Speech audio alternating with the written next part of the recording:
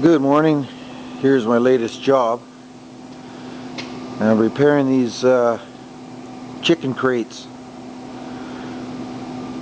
The problem is a lot of these tubes get rusted out and they're just cracking and breaking. Basically I just pulled this one out all by hand, so I got to replace it. And there's generally quite a few.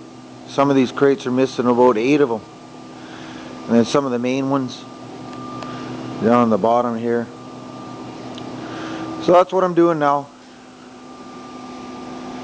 About 5 days work or so. So anyway, we'll talk to you tuber goobers later, or your face goobers. Cheers.